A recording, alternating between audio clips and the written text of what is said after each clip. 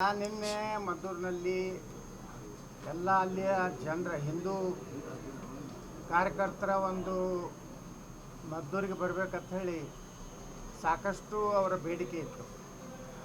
ಮತ್ತು B J P ನಾಯಕರು ಅಲ್ಲಿ ಹೋದಾಗ ಅವ್ರ ಭಾಷಣ ಕೇಳದೆ ಯತ್ನಾಳ ಬರಬೇಕು ಅನ್ನೋಂಥ ಒಂದು ತಮ್ಮ ಹೃದಯ ಅಂತರದಿಂದ ಇವತ್ತು ಅಲ್ಲಿಯ ಜನ ಹಿಂದೂ ಸಮಾಜ ನನ್ನನ್ನು ಕರೆದಿತ್ತು. ನಾನು ನಿನ್ನೆ ಹೋಗಿದ್ದೆ. ಇವತ್ತು ಮತ್ತೆ ನಮ್ಮ ಕನ್ನಡ ತಾಯಿಯಾದಂಥ ಚಾಮುಂಡಿಯ ಆಶೀರ್ವಾದ ಪಡೆದು ಬರುವಂಥ ದಿವಸಗಳಲ್ಲಿ ಕರ್ನಾಟಕಕ್ಕೆ ಒಳ್ಳೆಯ ದಿನಗಳು ಬರಲಿ. ಈ ಭ್ರಷ್ಟ ರಾಜಕಾರಣಿಗಳು, ಅಡ್ಜಸ್ಟ್ಮೆಂಟ್ ರಾಜಕಾರಣಿಗಳು ಕಿತ್ತೋಗಿ ಇವತ್ತೇನು ಕರ್ನಾಟಕದಲ್ಲಿ ಹಿಂದೂಗಳ ಮೇಲೆ, ಹಿಂದೂ ಹಬ್ಬಗಳ ಮೇಲೆ ಒಂದು ರೀತಿ ದಬ್ಬಾಳಿಕೆಯನ್ನು ಕರ್ನಾಟಕ ಸರ್ಕಾರ ನಡೆಸ್ತಾ ಇದೆ. ಇವತ್ತು ಗಣಪತಿಯ ವಿಸರ್ಜನೆ ಸಂದರ್ಭದಲ್ಲಿ ರಾಜ್ಯದ ಅನೇಕ ಭಾಗದಲ್ಲಿ ಮಸೂದಿಗಳಿಂದ ಕಲ್ಲು ತೂರಾಟ, ಪಾಕಿಸ್ತಾನ ಧ್ವಜ ಹಾರಿಸುವಂಥದ್ದು, ಪಾಕಿಸ್ತಾನ ಜೈಕಾರ ಹಾಕುವಂಥದ್ದು, ಪ್ಯಾಲೆಸ್ತೈನ್ ಧ್ವಜ ಹಾರಿಸುವಂಥದ್ದು, ಇವೆಲ್ಲ 100ಕ್ಕೆ 100 ದೇಶದ್ರೋಹಿ ಕೆಲಸಗಳು. ಆ ಹಿನ್ನೆಲೆಯಲ್ಲಿ ಇಡೀ ಕರ್ನಾಟಕದಲ್ಲಿ ನಾನು ಗಣೇಶನ ಹಬ್ಬಕ್ಕೆ ಎಲ್ಲೆಲ್ಲಿ ನಮ್ಮ ಹಿಂದೂ ಕಾರ್ಯಕರ್ತರು ಕರೀತಾ ಇದ್ದಾರೆ ಅಲ್ಲಿ ಹೋಗ್ತಾ ಇದ್ದೀನಿ. ಒಂದು ಮಾತ್ರ ಸಂದೇಶ ಕೊಡಲಿಕ್ಕೆ ಬಯಸ್ತಾ ಇದ್ದೀನಿ. ಸಿದ್ದರಾಮಯ್ಯ ಅವರ ಸರ್ಕಾರಕ್ಕೆ ಇದೇ ರೀತಿ ನಿಮ್ಮ ಹಿಂದೂ ವಿರೋಧಿ ನೀತಿ ನೀವು ಮುಂದುವರ್ಸ್ಕೊಂಡು ಹೋದರೆ ನೀವು 2028ವರೆಗೆ ಮುಖ್ಯಮಂತ್ರಿ ಇರುವುದಿಲ್ಲ. ಇನ್ನು 3 ತಿಂಗಳಲ್ಲೇ ನಿಮ್ಮ ಸರ್ಕಾರ ಪತನ ಆಗ್ತದೆ. ಯಾಕಂದರೆ ನೇಪಾಳದಲ್ಲಿ ಏನೋ ಒಂದು ಕ್ರಾಂತಿಯಾಗಿದೆ.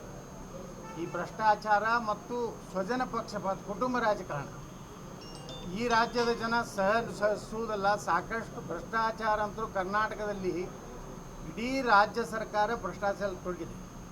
ಅವ್ರ ಜೊತೆಗೆ ಕೆಲವು ಬಿ ಜೆ ಪಿ ನಾಯಕರು ಹೊಂದಾಣಿಕೆ, ಅಡ್ಜಸ್ಟ್ಮೆಂಟ್ ರಾಜಕಾರಣ ಮಾಡಿಕೊಂಡು ಭಾರತೀಯ ಜನತಾ ಪಾರ್ಟಿಯನ್ನು ಕರ್ನಾಟಕದಲ್ಲಿ ಹಾಳು ಮಾಡ್ತಾ ಇದ್ದಾರೆ. ಇದು ಜನರಲ್ಲಿ, ವಿಶೇಷವಾಗಿ ಹಿಂದೂ ಸಮಾಜದಲ್ಲಿ ಭಾಳ ದೊಡ್ಡ ಆಕ್ರೋಶ ಇದೆ. ಇದನ್ನು ಸಿದ್ದರಾಮಯ್ಯನವರು ತಿಳ್ಕೊಂಡು ಯಾವ ಹಿಂದೂ ಸಮಾಜದ ಮೇಲೆ ಇವತ್ತೇನು ಅವರು ಒಂದು ರೀತಿ ಇಡೀ ಸರ್ಕಾರದ ದುಡ್ಡನ್ನು ಒಯ್ದು ಇವತ್ತು ಮುಸಲ್ಮಾನರಿಗೆ ಹಂಚ್ತಾ ಇದ್ದಾರೆ. ನಿನ್ನೆ ಸುಮಾರು 435 ಕೋಟಿ ಮುಸ್ಲಿಂ ಮೊಹಲ್ಲಾಗಳಿಗೆ ಅಭಿವೃದ್ಧಿ ಅಂತ ನೋಡ್ರಿ. ಟ್ಯಾಕ್ಸ್ ತುಂಬೋರು ನಮ್ಮ ಜನ, ನಮ್ಮ ದಲಿತ ಕೇರಿಗಳು ಕೆಲಸ ಮಾಡಲಿ.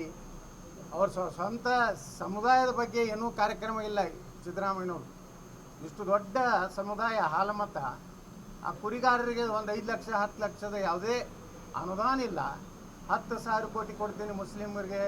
ಮುಸ್ಲಿಮರ ಧರ್ಮ ಶಾಂತಿ ಪ್ರಿಯ ಧರ್ಮ ಅಂತ ಏನು ಹೇಳ್ತಾ ಇದ್ದಾರೆ. ಹಾಗಾದ್ರೆ ನಾನು ಕೇಳಕ್ಕೆ ಬಯಸ್ತಾ ಇದ್ದೀನಿ ಸಿದ್ದರಾಮಯ್ಯನವ್ರಿಗೆ, ಕರ್ನಾಟಕದಲ್ಲಿ ಈದ್ ಮಿಲಾದ್ ಸಂದರ್ಭದಲ್ಲಿ ಹಿಂದೂಗಳು ಎಲ್ಲಾದರೂ ಒಂದು ಕಡೆ ಅವ್ರ ಮೆರವಣಿಗೆ ಮೇಲೆ ಕಲ್ಲು ಹಾಕಿದ್ದಾರ? ಅವ್ರೇನಾದರೂ ನಮ್ಮ ಹಿಂದೂಗಳು ಏನೋ ದೇಶದ್ರೋಹಿ ಘೋಷಣೆಗೆ ಹೋಗಿದ್ದಾರ?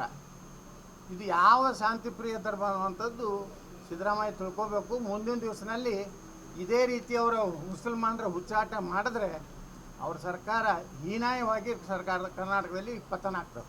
ಮಂಡ್ಯದಲ್ಲಿ ತಮ್ಮ ವಿರುದ್ಧ FIR ಆಗಿರುವಂತದ್ದು ಪ್ರಚೋದನಕಾರಿ ಭಾಷಣ ಅಂತೇಳಿ ನೋಡಿ. ನಾ ಹೇಳಿದ್ದೇನು, ಅಕ್ರಮ ಮಸೀದಿಗಳು ಈಗ ಮದುವೆ ಅಲ್ಲಿ ನಮ್ಮ ಇದರಲ್ಲಿ ಇದ್ದಿದ್ದು ಅಕ್ರಮ ಮಸೀದಿ. ಅದಕ್ಕೆ ಯಾವುದೇ ರೀತಿ ಅನುಮತಿ ಇಲ್ಲ, ದಾಖಲೆ ಇಲ್ಲ. ಇಂಥ ಇದರಿಂದ ಮಸೀದಿಯಿಂದ ಕಲ್ಲುಗಳನ್ನು ಒಗೆದು ಗುಂಡಾಗಿರಿ ಮಾಡೋದು ಮಾಡ್ತಿದ್ರೆ, ಇಂಥ ಅಕ್ರಮ ಕಟ್ಟಡಗಳಲ್ಲಿ ಇಂಥ ಚಟುವಟಿಕೆ ನಡೆದ್ರೆ ಸರ್ಕಾರ ಏನಕ್ಕೆ ಮಾಡ್ತಾಯಿದ್ರು? ಕತ್ತೆ ಕಾಯ್ತಾ ಇತ್ತಾ? ಪ್ರತಿಯೊಂದು ಹಿಂದೂಗಳ ಮೆರವಣಿಗೆಯಲ್ಲಿ ಅದು ಯಾವ ರಸ್ತೆಯಲ್ಲಿ ಹೋಗಲಿಕ್ಕೆ ಅವರು ಸ್ವತಂತ್ರ ಇದ್ದಾರೆ. ಯಾವ ರಸ್ತೆಯಲ್ಲಿ ಮಸೀದಿಗಳು ಬರ್ತಾವೆ ಇನ್ಮೇಲೆ ಪ್ರತಿಯೊಂದು ಮಸೀದಿಯಲ್ಲಿ ಪೂರ್ವಭಾವಿಯಾಗಿ ಅದನ್ನೆಲ್ಲ ಚೆಕ್ ಮಾಡಬೇಕು. ಮಸೀದಿಯಲ್ಲಿ ಏನು ಕಲ್ಲಿಟ್ಟಿದ್ದಾರೋ, ಶಸ್ತ್ರಾಸ್ತ್ರ ಇಟ್ಟಿದ್ದಾರೋ, ಮತ್ತು ಅಲ್ಲಿರುವಂಥ ಮೌಲ್ವಿ ಏನದಾನೆ ಅವ್ನು ಜವಾಬ್ದಾರಿ ಮಾಡಬೇಕು. ಒಂದೇ ನಿನ್ನ ಮಸೂದಿಯಿಂದ ಕಲ್ಲು ಬಂದರೆ ನಾವು ಕಠಿಣ ಶಿಕ್ಷೆ ತೊಗೋತೀವಿ ಅನ್ನೋಂಥದ್ದು ಅವ್ರಿಗೆ ಎಚ್ಚರಿಕೆ ಕೊಡದೇ ಇದ್ದರೆ ಇವತ್ತು ಮಸೂದಿಗಳೇನಾಗ್ಯಾವು, ಅಲ್ಲಿ ಶಸ್ತ್ರಾಸ್ತ್ರಗಳನ್ನು ಇಡುವಂಥ ಕೇಂದ್ರಗಳಾಗ್ಯಾವು, ಕಲ್ಲುಗಳನ್ನು ಸಂಗ್ರಹ ಮಾಡಿರುವಂಥ ಕೇಂದ್ರಗಳಾಗ್ಯಾವು. ಅದಕ್ಕೆ ನಾವು ಹೇಳಿದ್ದು, ಇಂಥ ಅಕ್ರಮ ಮಸೂದಿಗಳಿಂದ ಏನು ಕಲ್ಲು ಹಾಕಿದ್ದಾರೆ ಅಂಥದ್ರ ಬಗ್ಗೆ ನಾವು ಹಿಂದೆ ಸರಿಯೋ ಪ್ರಶ್ನೆಯೇ ಇಲ್ಲ. ನಾಳೆ ರಾಜ್ಯ ಸರ್ಕಾರಕ್ಕೂ ಪತ್ರ ಬರಿತೀನಿ. ಇಂಥ ಅಕ್ರಮ ಮಸೂದಿಯನ್ನು ಕಡಿ ಹಾಕಬೇಕು ಮತ್ತು ಹಿಂದೂಗಳ ರಕ್ಷಣೆ ಕೊಡಬೇಕು. ಒಂದು ವೇಳೆ ಆ ಅಕ್ರಮವಾದಂಥ ಮಸೂದಿಯನ್ನು ಕೆಡೋದೇ ಇದ್ದರೆ ಮುಂದೆ ನಾವು ಹೋರಾಟವನ್ನು ಮಾಡುವಂಥ ಅನಿವಾರ್ಯತೆ ಬರ್ತದೆ. ನೀವು ಎಷ್ಟು ಬೇಕಾದಷ್ಟು ಕೇಸ್ ಹಾಕಿ, ಈಗಾಗಲೇ 70 ಕೇಸ್ ಹಾಕಿದ್ದೀರಿ, ಇದು 71ನೇ ಕೇಸ್ ಆಗ್ತದೆ ಅಷ್ಟೇ. ನಾನು ಯಾವುದೇ ಸಂದರ್ಭದಲ್ಲಿ ಕೇಸ್ ವಾಪಸ್ ತಗೋರುತ್ತೇಳಿ ಸಿದ್ದರಾಮಯ್ಯ ಸರ್ಕಾರಕ್ಕೆ ಕೈ ಮುಗಿದು ಕೇಳ್ಬೋದು. ತಪಾಸಣೆ ಬಗ್ಗೆ ಮಾತನಾಡಿದ್ರಿ. ಮಸೀದಿಗಳಲ್ಲಿ ತಪಾಸಣೆ ಮಾಡುವಂತ ಪರಿಸ್ಥಿತಿ ರಾಜ್ಯದಲ್ಲಿ ದೇಶದಲ್ಲಿ ಬಂದಿದೆ. ಮತ್ತೆ ಮಾಡುತ್ತಾ ಅಂತ ಸರ್ಕಾರ ಮಾಡಲೇಬೇಕು. ಮಾಡದೇ ಇದ್ರೆ ಕಲ್ಲು ಎಲ್ಲಿ ಬಂತು? ಅಷ್ಟು ಕಲ್ಲು ಒಗೆಯುವಂಥ ಕಲ್ಲುಗಳು ಎಲ್ಲಿ ಬಂತವು? ಯಾವ್ದಾದ್ರು ಹಿಂದೂ ದೇವಸ್ಥಾನದಾಗ ಎಲ್ಲಿ ಕಲ್ಲು ಸಿಗ್ತದ? ಒಂದು ಹಿಂದೂ ದೇವಸ್ಥಾನ ನನಗೆ ಹೇಳ್ರಿ, ಕರ್ನಾಟಕ ಅಲ್ಲ ಇಡೀ ದೇಶದಲ್ಲಿ ದೇವಸ್ಥಾನಗಳ ಮೇಲೆ ನಿತ್ಯ ಯಾವ್ದಾದ್ರು ಕಲ್ಲು ಹೋಗಿದ್ದು ಒಂದು ಉದಾಹರಣೆ ಹೇಳಿ. ಇವತ್ತು ಇಡೀ ದೇಶದಲ್ಲಿ ಏನೇ ನಡೆದ್ರು ಇಂಥ ಚಟುವಟಿಕೆ ಮಸೀದಿಗಳ ಮೇಲೆ ಕಲ್ಲಿಟ್ಟುಕೊಂಡೇ ಮಸೂದಿಗಳಿಂದ ಶಸ್ತ್ರಾಸ್ತ್ರ. ಇವತ್ತು ಶಿವಮೊಗ್ಗದಲ್ಲಿ ಇಷ್ಟು ಅಕ್ರಮವಾದ ಶಸ್ತ್ರಾಸ್ತ್ರ ಇದ್ದಾವೆ. ಆದರೆ ನಮ್ಮ ಸರ್ಕಾರನೇ ಇತ್ತು, ಯಡಿಯೂರಪ್ಪ ಸರ್ಕಾರ. ಶಿವಮೊಗ್ಗ ಜಿಲ್ಲೆ ಪುಣ್ಯಾತ್ಮ ಏನೂ ಮಾಡಲಿಲ್ಲ. ಬರೀ ಕಠಿಣ ಕ್ರಮ ಕೈಗೊಳ್ತೀನಿ ಅನ್ನೋಂಥ ಒಬ್ಬ ಮಂತ್ರಿ ಮಾಡಿದ್ದೆ, ಗೃಹ ಮಂತ್ರಿ. ಆ ಕಠಿಣ ಕ್ರಮ ಕೈಗೊಳ್ತೀನಿ ಅಂದಿದ್ದಕ್ಕೆ BJP ಸತ್ಯನಾಶ ಆಯ್ತು ಕರ್ನಾಟಕದಲ್ಲಿ. ಮತ್ತು ಅವ್ರ ಮಗನ ಕೈ ಕೊಟ್ಟಾರೆ. ಅಂದರೆ ಇವರಿಗೆ ಬರೀ ಚುನಾವಣೆಯಲ್ಲಿ ಮಾತ್ರ ಹಿಂದುತ್ವ ಬೇಕು. ಚುನಾವಣೆ ಆದಮೇಲೆ ಅವ್ರ ತಂದೆ ತಾಯಿ ಮಕ್ಕಳು ನಾವು ಎಲ್ಲರಿಂದ ಸಮಾನತೆ ನೋಡ್ತೇನೆ ಅಂತ ಹೇಳ್ಕೊಂಡು ಬಂದಿದ್ದರೆ BJPಗೆ 60 ಸೀಟಿಗೆ ಬರಲಿಕ್ಕೆ ಇವರ ಒಂದು ಕಠಿಣ ಕ್ರಮನೇ ಕಾರಣ. ರಾಜ್ಯ ಸರ್ಕಾರ ಅವ್ರ ಮೇಲೆ ಯಾವುದೇ ರೀತಿಯಾದ ಕ್ರಮ ಕೈಗೊಳ್ತಾ ಇಲ್ಲ. ಮುಂದೆ ಹೋದ್ರೂ ಕ್ರಮ ಕೈಗೊಳ್ತಾರೆ ಅಂತ ಅನ್ಸುತ್ತಾ? ಮುಂದೆ ಕ್ರಾಂತಿ ಆಗ್ತದೆ ಕರ್ನಾಟಕದಲ್ಲಿ. ಯಾವ ಥರ ನೇಪಾಳ ಮಾದರಿ ಜನರು ಸಾಕಾಗೈತ್ರಿ. ಭ್ರಷ್ಟಾಚಾರ. ಇವರು ಹುಲ್ಲು ಕೋಟಿಗಟ್ಟಲೆ ಡ್ಯೂಟಿ ಮಾಡ್ತಾ ಇದ್ದಾರೆ. ಯಾವ ಜಾತಿಯವರು ತಮ್ಮ ಜಾತಿ ಇಲ್ಲ ಇವರಿಗೆ ಜನರಿಗೆ ಸಹಾಯ ಮಾಡಿ ದಲಿತ ಮುಖಂಡರು ಯಾರು ಇವತ್ತು ದಲಿತ ಮುಖಂಡರು ಯಾರಾದರೂ ಸಹಾಯ ಮಾಡ್ತಾ ಇದ್ದಾರೆ ದಲಿತರಿಗೆ. ಇವ್ರ ಮಕ್ಕಳು ಇವ್ರ ಮೊಮ್ಮಕ್ಕಳು ಇವರೇ ಸಾವಿರಾರು ಕೋಟಿ ಕಳಿಸ್ತಾರೆ. ಯಾರು ಲಿಂಗಾಯತ ಇವತ್ತು ಲಿಂಗಾಯತರ ಹೆಸರು ಹೇಳ್ಕೊಂಡು ಬಂದಂಥ ಯಡಿಯೂರಪ್ಪ ಯಾರಿಗಾದರೂ ಲಿಂಗಾಯತ ಸಮುದಾಯ ಏನು ಮಾಡಿದ್ದಾರೆ? ಒಕ್ಕಲಿಗರ ಹೆಸರು ಮಾಡ್ಕೊಂಡಂಥ DK ಶಿವಕುಮಾರ್ ಏನಾರು ಮಾಡಿದ್ದಾರೆ? ಅಂದರೆ ಹಿಂದುಳಿದ ನಾಯಕ ಇವತ್ತು ಸಿದ್ದರಾಮಯ್ಯನವರು ಅವ್ರ ಸಮುದಾಯಕ್ಕೇನು ಮಾಡ್ತಲ್ಲ. ಹಳ್ಳಿ ಮೆಳ್ಳಿ ಇವ್ರು ಹೇಳೋದೇನು ನಾವು ಅಲ್ಪಸಂಖ್ಯಾತರ ರಕ್ಷಣೆ ಮಾಡ್ತಿರ್ತಾರೆ. ಅಂದರೆ ಮುಸಲ್ಮಾನರು ಅಷ್ಟೇ ಓಟ್ ಹಾಕಿದ್ದಾರೆ ಸಿದ್ದರಾಮಯ್ಯನವ್ರಿಗೆ. ಕಾಂಗ್ರೆಸ್ ಮುಸಲ್ಮಾನರು ಅಷ್ಟೇ ಓಟ್ ಹಾಕಿದ್ದಾರೆ, ಹಿಂದೂಗಳು ಹಾಕಿಲ್ವಾ? ಈ ರೀತಿ ಒಂದೇನು ಮತ್ತೆ ಹೇಳ್ತಾರೆ ಪುನರ್ಜನ್ಮ ಇದ್ದರೆ ನಾವು ಮುಸಲ್ಮಾನ ಹಾಕ್ತೀನಿ ಅಂತ. ನಾಚಿಕೆ ಬರ್ಬೇಕಲ್ಲ. ಈಗ ಇಸ್ಲಾಂದಲ್ಲಿ ಪುನರ್ಜನ್ಮದ ಒಂದು ಕಲ್ಪನೆ ಇಲ್ಲ. ಅದು ಕಲ್ಪನೆ ಇರೋದು ಸನಾತನ ಹಿಂದೂ ಧರ್ಮದಲ್ಲಿ. ನಿಮ್ಗೇನಾದರೂ ಮುಸಲ್ಮಾನರಾಗಿ ನೀವು ಆಗ್ಬೇಕಾದ ಮುಂದಿನ ಜನ್ಮ ಬೇಡ, ಈಗ ಆಗಿಬಿಡಿ. 2028ಕ್ಕೆ ಹಿಂದೂಗಳು ನಿಮ್ಗೆ ಸರಿಯಾಗಿ ಬುದ್ಧಿ ಕಲಿಸ್ತಾರೆ. ಹಿಂದೂಗಳು ಓಟ್ ಹಾಕೋತೀವಿ, ಮುಸ್ಲಿಮರು ಅಷ್ಟೇ ಓಟ್ ಹಾಕಿದವ್ರಂಗೆ ಮಾತಾಡ್ತಾ ಇದ್ದೀವಿ. ಸಿದ್ದರಾಮಯ್ಯ ಹೇಳ್ತಾರೆ ಮುಂದಿನ ಜನ್ಮ ಏನಿದ್ರೆ ಮುಸಲ್ಮಾನ ಆಗ್ತಾರೆ. ನಮ್ಮ ಏನು ಭದ್ರಾವತಿ ಸಂಗಮೇಶ್ ಹೇಳ್ತಾರೆ. ಅಂದರೆ ಈ ಹಿಂದೂಗಳ ಓಟಿಗೆ ಬೆಲೆನೇ ಇಲ್ಲ, ಕೇವಲ ಮುಸ್ಲಿಮರಿಂದ ಆರಿಸಿ ಬಂದಂಥ ಏನು ಸಂದೇಶ ಕೊಡ್ತಾ ಇದ್ದಾರೆ. ಇದು 2028ಕ್ಕೆ ಕರ್ನಾಟಕದಲ್ಲಿ ಎಲ್ಲ ಹಿಂದೂಗಳು ಈ ಒಂದು ವ್ಯವಸ್ಥೆಯಿಂದ ಬುದ್ಧಿ ಕಲಿಸುವಂಥ ಕಾಲ.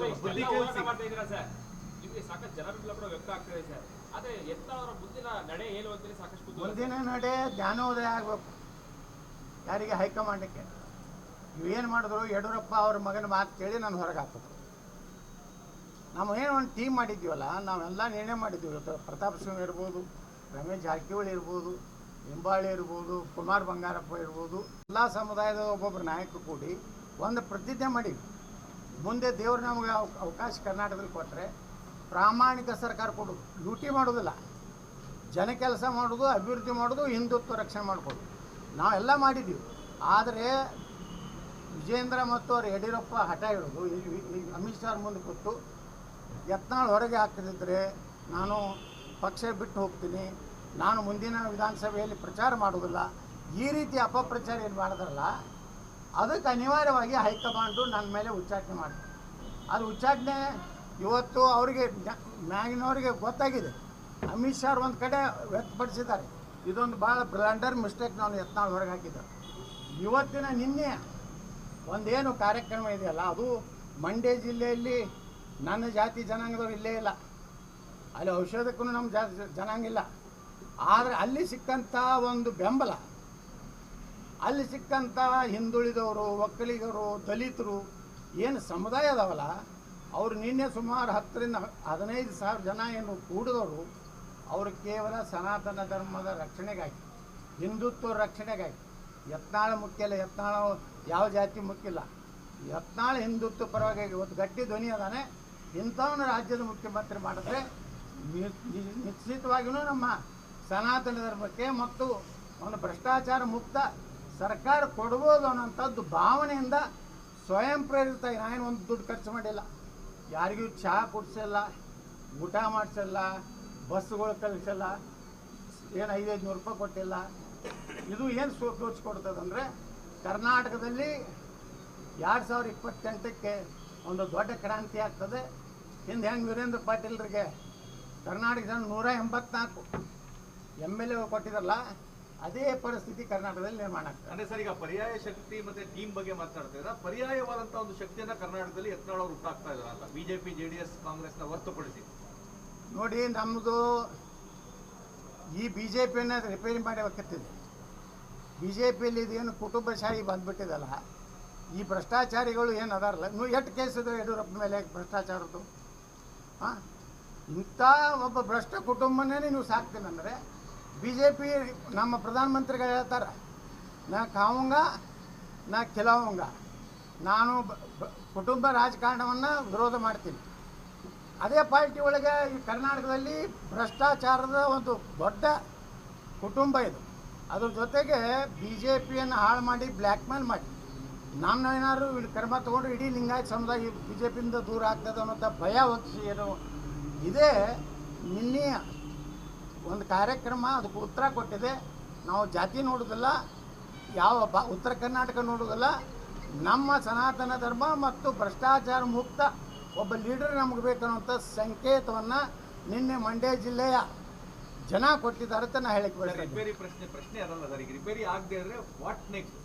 ರಿಪೇರಿ ಆಗದೆ ಇದ್ರೆ ಹೇಳಿಬಿಟ್ಟಿದ್ದಿಲ್ಲ ನಾವು, ಪಕ್ಷ ಕಟ್ಟುವುದು ಖಚಿತ, 28ಕ್ಕೆ ನಮ್ಮ ಸರ್ಕಾರ ಬರೋದು ನಿಶ್ಚಿತ, ರಾಜ್ಯ ಜನರಿಗೆ ಒಳ್ಳೆಯ ಸರ್ಕಾರ ಕೊಡೋದು ಅಷ್ಟೇ ಸ್ಪಷ್ಟವಾಗಿ ನಾವು ನಿರ್ಣಯ ಮಾಡಿದ್ದೇವೆ. ನಮ್ಮದೇ ಸರ್ಕಾರ ಬರ್ತದೆ. ನೋಡಿ, ಈ ಸರ್ಕಾರ RCBಯಲ್ಲಿ ಏನು ಮಾಡ್ತು? RCB ತಪ್ಪು ಯಾರ್ದು? CM, DCM, home minister. ಈ 3 ಜನ ಮಾಡಿದ ತಪ್ಪಿಗೆ 3 ಜನ ಅಧಿಕಾರಿಗಳನ್ನ ಬಲಿ ತೊಗೊಂಡ್ರು. ಏನು ತಪ್ಪು ಮಾಡಿದ್ರು ಅವ್ರ ಅಧಿಕಾರಿಗಳು? ಈ ವಾಲ್ಮೀಕಿ ಜನಾಂಗದ ಬೆಂಗಳೂರು ಕಮಿಷನರ್ ಇದ್ರಲ್ಲ ದಯಾನಂದ್ ಅವರು, ಅವರೆಲ್ಲ ಏನು ರಿಪೋರ್ಟ್ ಹಾಕಿದ್ರು, ಏನು ಪತ್ರ ಬರೆದಿದ್ರು ಸರ್ಕಾರಕ್ಕೆ? ಈಗ ಇಷ್ಟು ಬೇಗನೆ ಅರ್ಜೆನ್ಸಿ ಒಳಗೆ ನಾವು ಇಲ್ಲಿ ಕಾರ್ಯಕ್ರಮ ಮಾಡೋದು ಒಳ್ಳೆಯದಲ್ಲ, ನಮಗೆ ಸೆಕ್ಯೂರಿಟಿ ಕೊಡೋದು ಆಗೋದಿಲ್ಲ ಅನ್ನೋಂಥದ್ದು ಭಾವನೆ ವ್ಯಕ್ತಪಡಿಸಿದ್ರು ಸಹ ಸಿದ್ದರಾಮಯ್ಯನವರಿಗೆ DCM ಅವರಿಗೆ ತಮ್ಮ ಸ್ವಂತ ಒಂದು ಚಟ ಅಂದರೆ ಯುವಕರು RCB ನೆಪದಲ್ಲಿ ಯುವಕರನ್ನೆಲ್ಲ ನಾವು ಸೆಳೆದು ಬಿಡಬೇಕು. ಮುಂದಿನ ಚುನಾವಣೆ ಯುವಕರ ಒಂದು ದೊಡ್ಡ ಶಕ್ತಿ ನಮ್ಗೆ ಸಿಗ್ತದೆ. ಯಾಕಂದರೆ ಯುವಕರೆಲ್ಲ ಹಿಂದುತ್ವ ಪರವಾಗಿದ್ದಾರೆ, BJP ಪರವಾಗಿದ್ದಾರೆ. ಅದನ್ನು ಈ RCB ಮೂಲಕ ತಾವು ತೊಗೋಬೇಕಂತೇಳಿ ಯಾರ ಮ್ಯಾಗ ಹಾಕಿದ್ರು? ಆ 3 ಅಧಿಕಾರಿಗಳನ್ನ ಬಲಿಪೋಷ ಮಾಡೋದು.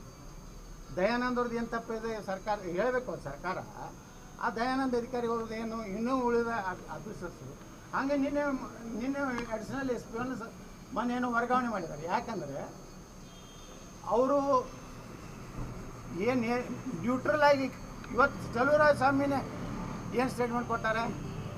ಮುಸಲ್ಮಾನರ ತಪ್ಪಿದೆ ಅಂತ. ಹಂಗಾದ್ರೆ ಚಲುವರಾಯ ಸ್ವಾಮಿ ಸಚಿವ ಸಂಪುಟದಿಂದ ಕೈ ಬಿಡ್ತೀರಾ? ರಾಜಣ್ಣವ್ರಿಗೆ ಅನ್ಯಾಯ ಮಾಡಿದ್ರಲ್ಲ ವಾಲ್ಮೀಕಿ ಜನಾಂಗದವ್ರಿಗೆ. ಒಬ್ಬ ರಾಜಣ್ಣ ನೇರವಾಗಿ ಮಾತಾಡ್ತಿದ್ರು. ಅವ್ರೇನು ತಪ್ಪು ಮಾತಾಡಿದ್ರು? ಅವನು ಉಚ್ಚಾಟನೆ ಮಾಡಿದ್ರಿ.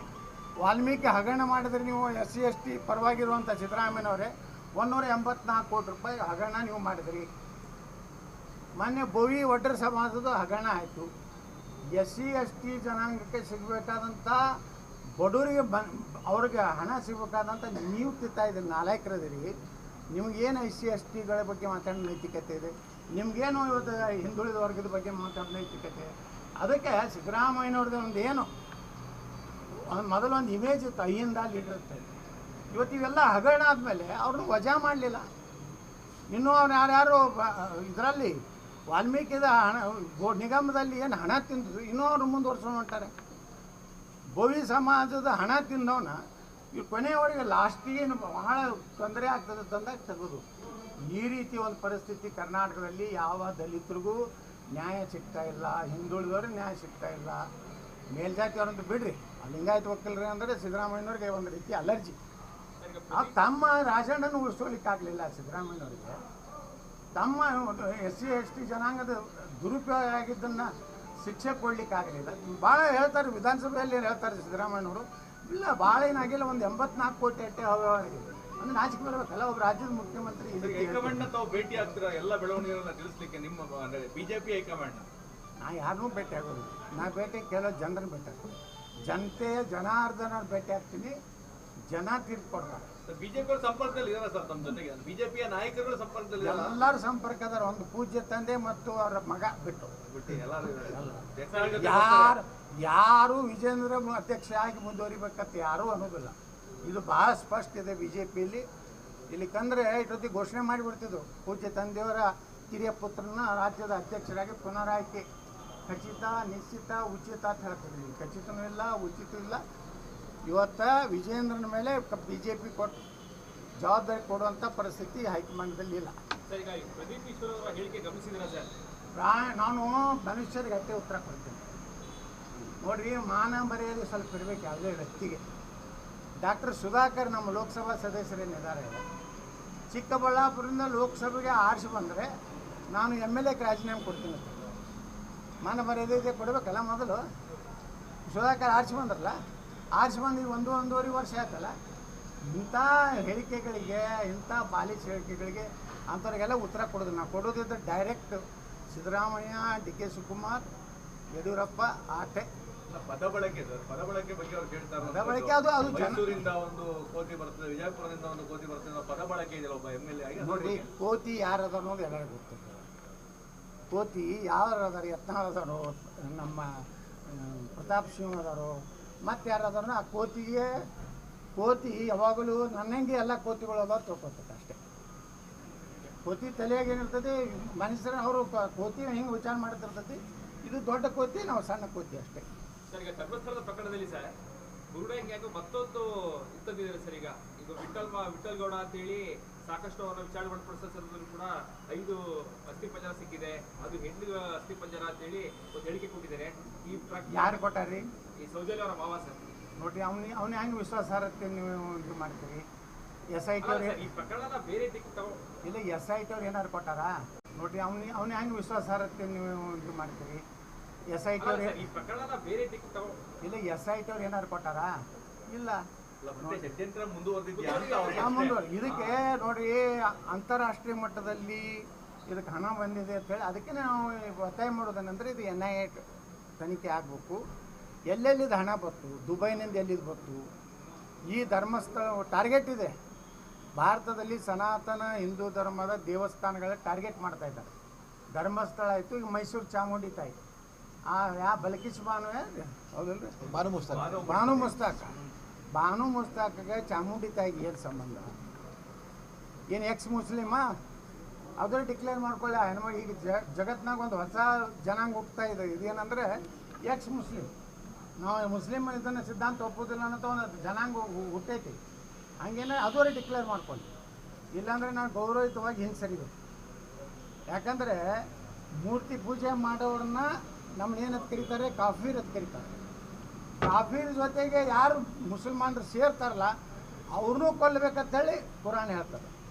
ಅಂದಾಗ ಈಗೇನೋ ನಾನು ಕೇಳ್ತೀನಿ ಮುಸ್ಲಿಂ ಮೌಲಿಗಳಿಗೆ, ನೀವು ಮುಂದಿನ ಕ್ರಮ ಏನು ನಿಮ್ಮ ಕುರಾನ್ ಪ್ರಕಾರ? ಇವತ್ತು ನಮ್ಮ ಚಾಮುಂಡಿ ತಾಯಿಗೆ ಉಂಗ ಏರಿಸ್ಲಾಕೆ ಬರ್ತಾಯಿದ್ರು. ನೀವು ಯಾವುದಾದ್ರೂ ನಾಟಕದ ಉದ್ಘಾಟನೆ ಮಾಡಲಿ, ಯಾವುದಾದ್ರೂ ಒಂದು ಸಾಂಸ್ಕೃತಿಕ ಕಾರ್ಯಕ್ರಮ ಉದ್ಘಾಟನೆ ಮಾಡಲಿ, ಆದರೆ ಚಾಮುಂಡಿ ದೇವಿ ಮೇಲೆ ಹೂವು ಹಾಕೋರು ಅವರು ಸನಾತನ ಧರ್ಮೀಯರೇ ಇರಬೇಕು. ಸಾಮಾನ್ಯ ಒಬ್ಬ ದಲಿತ ಮಹಿಳೆಗೂ ಅದಕ್ಕೆ ಅಧಿಕಾರ ಇದೆ. ಅಂಥದನ್ನು ಸಿದ್ದರಾಮಯ್ಯ ಅಪವಿತ್ರ ಮಾಡ್ಬೇಕಂತೇಳಿ, ಚಾಮುಂಡಿ ದೇವಿ ಅಪವಿತ್ರ ಮಾಡ್ಬೇಕಂತ ಏನು ಮಾಡ್ಯಾರ? ಇದರ ಮೇಲೆ ನಾನು ಇವತ್ತೇ ಭವಿಷ್ಯ ಹೇಳ್ತೀನಿ, ಸಿದ್ದರಾಮಯ್ಯ ರಾಜಕೀಯ ಅಂತ ಈ ಚಾಮುಂಡಿ ತಾಯಿಯಿಂದ ಶಾಪದಿಂದಲೇ ಆಗ್ತದೆ.